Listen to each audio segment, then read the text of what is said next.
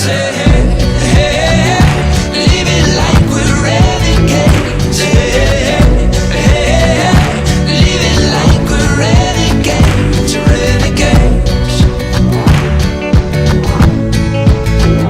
renegades.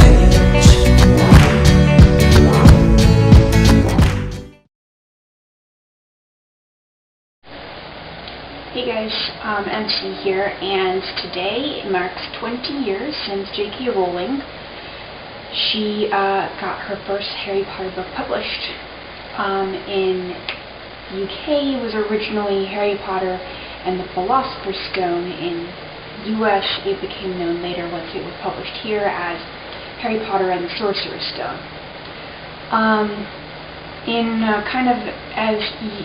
I've been on Facebook here and there today. There's a lot of stuff, people going all over and posting and writing the words Hogwarts and their house color, name and whatever, and that it changes the color to that and everything.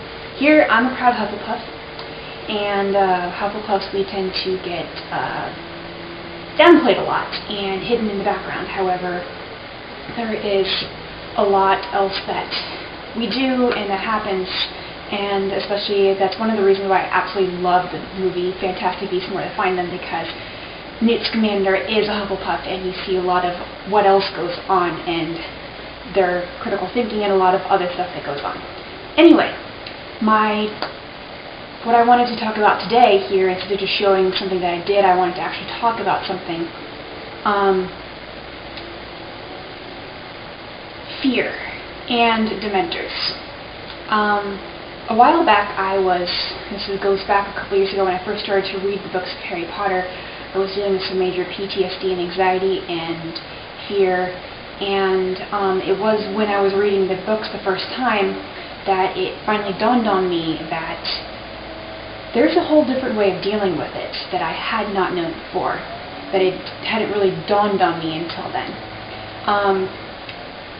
In the third book, you are introduced to these characters called Dementors, which are these dark, hooded, long, creepy fingered creatures that they suck the happiness and joy out of you, and that's how they live. And they, in doing so, by sucking out the happiest memories from you, they force you to relive all of your worst memories.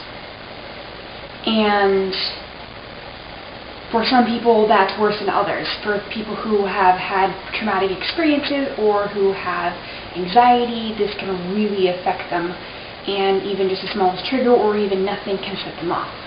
And oftentimes when you start going into this, you just start getting paralyzed by fear, it just turns into a cycle, and even though you might stop and you might know, okay, yes, I'm being literally eaten alive and I can't break out of this, you know what's going on, but you just can't. I realized that fear is like Dementors. Fear, all what it does is it makes you basically just focus on all the worst possible outcomes, the worst possible everything, and it totally just sucks away all the happiness and joy and everything else in life. And the thing with picturing fear as a Dementor is it gives fear a face. And when you have a face to it, it helps to break that cycle of fear. And then when you think further, okay, so the way to get rid of Dementors isn't just to wave your wand, it's not just to say some incantation or charm, it's not to just do any of those motions. It's a very difficult piece of magic, Rowling explains through Harry's professor, Professor Lupin, as he says that it requires you to focus really hard on a happy memory. And it is in saying thus Expecto Patronum. Now, a Patronus is someone who helps to, they're like a protector, they're someone who helps you, and when you Expecto Patronum, it's not just saying the words, it's focusing on that happy memory.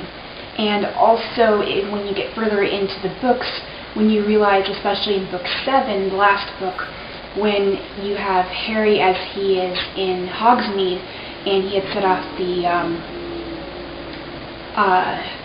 curtwilling charm.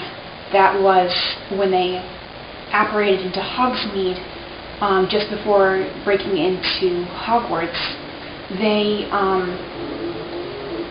It was with the thought of getting out and seeing Hermione and Ron and getting out alive. And also that's also what happened in Book 5 when Dudley and Harry end up encountering Dementors in the street not far from Four Privet Drive. And it's when they had that, when he thought, okay, of seeing his best friends again. He couldn't think of anything else, and it was just the hope of that in the future.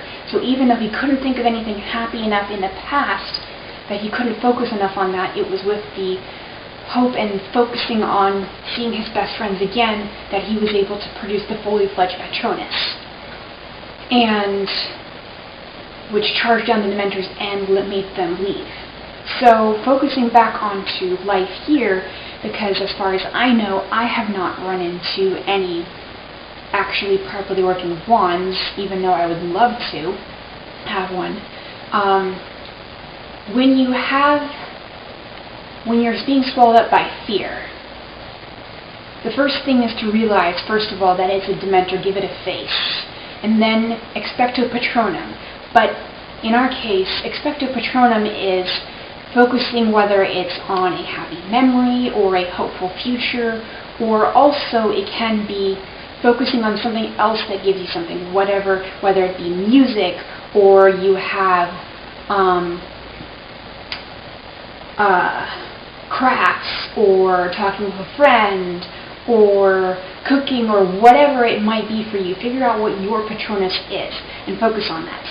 Also, in the Bible, it says that whatever is noble, right, pure, etc., all of those things, to think about such things. Rather than all of the things that will tear you down, focus on the good, the noble, the right, the just, the pure, all of that, focus on that. And so when you focus on those things, it takes your mind off of what you are afraid of, your anxiety, the depression, whatever it is. It gives you, even if it's just for a brief period, it gives you that relief. And it also helps you to break out of that. And when I was dealing with some major PTSD from stuff I've been through a couple years ago, that majorly helped me to stop freaking out every single time a tiny thing happened, or that I thought, oh, well, this might happen, or I would hear something or some trigger would set off everything and just remind me of all of what had just happened over the last previous months. And I would be frozen in there.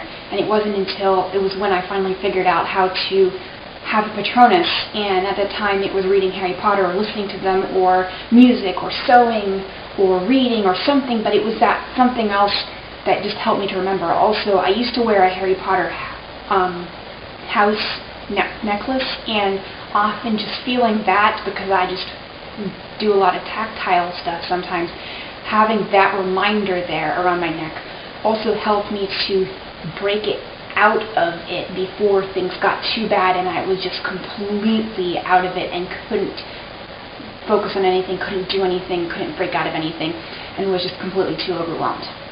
So sometimes, and I've given to a very dear friend of mine who was also struggling with fear and anxiety, I gave her a bracelet that says Expecto Patronum.